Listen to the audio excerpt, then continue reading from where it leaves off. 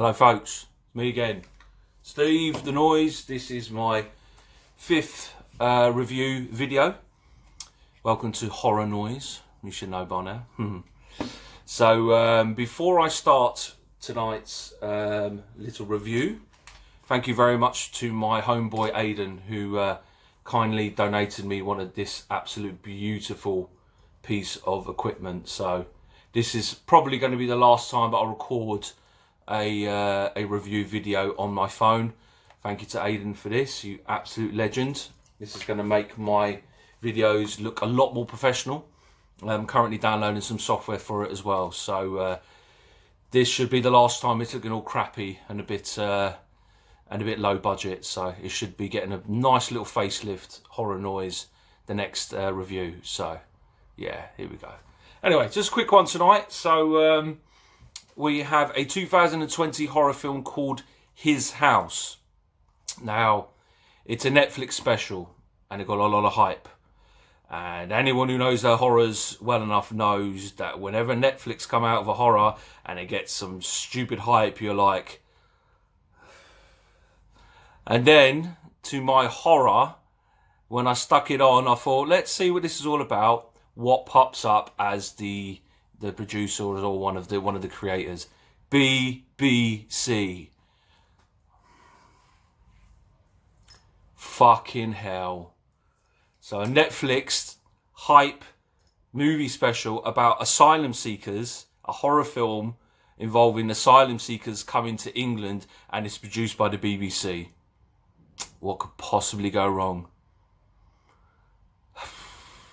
To be fair, it actually wasn't that bad. It wasn't that bad. You know, to me, it felt like it was going to have virtue signaling all over it. It's going to make white people look really racist and really bad. And there was an element of that at the beginning. So basically, the story starts with this family who are coming over from, I'm not quite sure where it is, somewhere in war-torn Africa. And they're asylum seekers, and they do the whole getting over on the boat, and you see these flashbacks of the family, you know, in the water and nearly drowning and getting rescued. No spoilers as usual, but something happens to leave the family tormented. So they're held in an detention centre, sorry, and you know, they're held in these squalor, these horrible conditions, and then they're put in front of this, you know, almost like a parole board. You know, the judgment all sitting there ticking the boxes, and of course they're all white, and of course they all look stupid and pompous. It's BBC. What do you expect? All us white people are trash, you know. But they end up granting them a bit of mercy and give them a council place. And bless them, they're all like, is this London? And the guy's cutting his hair like after he gets given the place, and the guy's like, yeah, why not? And then you see it's actually in Stoke. No offence to anyone from Stoke, but quite far away from London, last time I checked. But anyway, so the film is directed by a guy called Remy Weekes. It stars, I'm going to try and pronounce the names for once. This is going to be a laugh. So the female character is called Rial, and she's played by Wunmi Mosaku. Bol, who's the bloke in it, the husband, he's played by Sope Disarusu. These are probably all wrong. And there's a chap in it called Mark. He's a social worker. He's played by Matt Smith.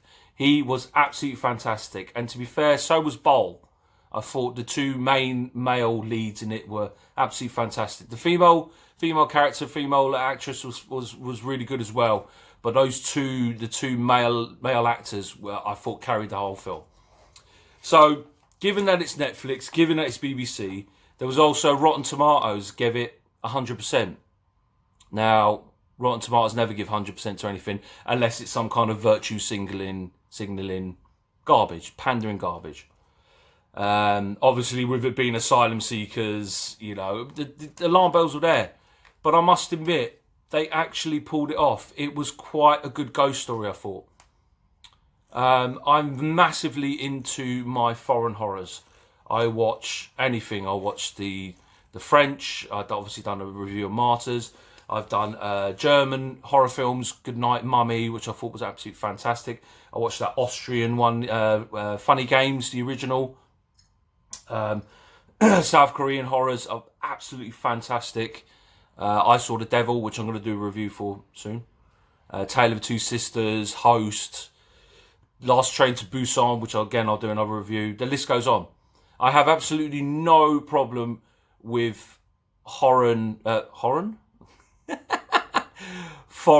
horror elements, or foreign, ghosts or folk tales or ghost stories and that. So, and to be fair to this film, they got around all the virtue signalling quite early. There was a little bit of it when they moved into the town, and there was a few the white chavs who were just like, "Oh, go back home" and all this. I thought, if this carries on for another like half an hour, 40 minutes, I'm going to turn it off, because I'm not giving into their pandering bullshit. But it was actually quite a cool ghost story. So again, I can't give too much away. Something happens to the family, and they are basically stalked by a entity, some kind of spirit, which is basically manifested in that something was stolen from this ghost, or the person who originally was the ghost. The person who was originally a human being, and his ghosts are now haunting them because they need to give something back.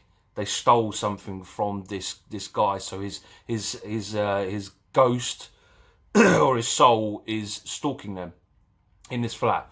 And given that they're asylum seekers, they've just been given a brand new council flat, and the bloke Bowl, he doesn't want to admit anything's wrong, even though he's seeing these unbelievably terrifying, horrific things in the walls, and it's driving him insane. And he's trying to rip things out the wall.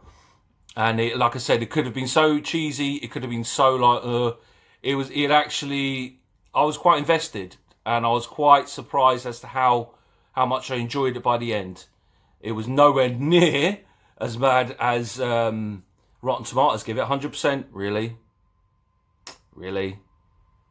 You pandering leftards. I don't know what you're thinking about. 100%, no way. Absolutely no way.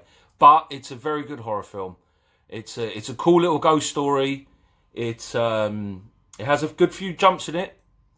They rely on the jump scares a little bit too much, but it has enough supernatural sort of elements to keep you occupied. And there's a really cool twist in it, because you think that this ghost is coming back for a certain thing, which is a material thing, and it ends up being something very, very different. And that was a cool little twist. I did not see that coming.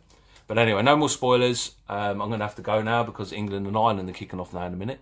But I thought I'd do this for you guys quickly. So, His House, 2020 Netflix special horror. I'm going to give a 7 out of 10. 7 out of 10. It's a fun, cool ghost story. Don't expect miracles like Rotten Tomatoes are trying to claim it is. And I have seen a lot of people going bonkers on some of the horror groups. It's not as amazing as that, but it's definitely not as bad as some other people are saying. So it's completely shit. No, it's a cool little fun ghost story, and Noise recommends it. Yeah, if you're bored, if you're scrolling through and you don't have much to watch. So anyway, nice one, folks. I'm off now.